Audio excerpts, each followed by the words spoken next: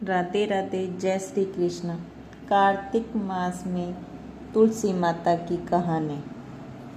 एक डोकरी थी, वह तुलसी पिंपल सींचती थी और कहती थी कि तुलसी माता सबकी दाता, गड़वो दीजिए, लड़वो दीजिए, खीर खांड का भोजन दीजिए, दाल भात का जिमन दीजिए, पाट पीताम्बर के पहनने को दीजिए, चटके की चाल दीजिए, पटके की मौत दीजिए, एकादशी का दिन दीजिए, श्री कृष्ण भगवान की कांध दीजिए, बैकुंठा का वास दीजिए।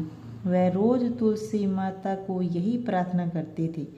तुलसी माता सूख सूख कर दुबली पतली हो गई। भगवान ने पूछा कि अभी तो कार्तिक का महीना है, माता बहनें आपको खूब दूध दही पानी से सींचती है। जब तुलसी माता ने कहा, एक डोकरी रोज मुझसे इतने वास मांगती है, मैं उसको सब कुछ दे दूं, लेकिन आपकी कांध कहाँ से दूं? भगवान ने कहा, मैं डोकरी को कांध दे दूंगा, आप चिंता मत करो। डोकरी को कह देना कि आज से 7वें दिन तुम्हारी मौत है। तुलसी वापिस हरी भरी हो गई।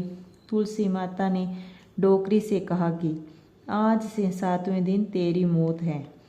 डोकरी ने घर जाकर बेटे पोते को कहा कि आज से 7वें दिन मेरी मौत है। डोकरी ने स्नान किया, पीताम्बर पहने, केसर तिलक किया, गंगा जल लिया और रेलका का बिछाकर सो गई। बहू बेटे और आड़ोस पड़ोस कहने लगे कि डोकरी को पहले ही पता चल गया, जो अपना सभी मरण सुधार लिया।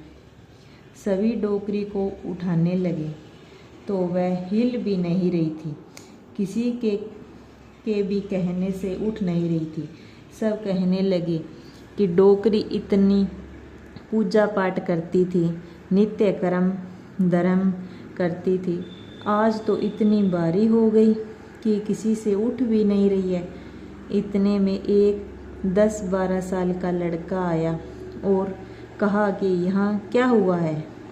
सब कहने लगे कि डोकरी इतना नेम धर्म करती, लेकिन आज किसी से भी उठ नहीं रही है। जब उस लड़के ने कहा कि सब दूर हो जाओ, मुझे उठाकर देखने दो, सब लोग कहने लगे कि इतने लोग भी नहीं उठा सके तो तुम तो बालक हो, क्या उठाओगे। बालक कहने लगा, मुझे देखने दो, दर्शन करने दो। वह जाकर डोकरी के कान में कहा कि डोकरी गड़वा ले, लड़वा ले, खीर खांड का भोजन ले, पाट पीताम्बर पहनने को ले, बैकुंठा का वास ले। डोकरी के चिटुड़ी अंगुली लगाई, ऊपर से विमान आया, डोकरी को सीधे स्वर्गलोक ले गए।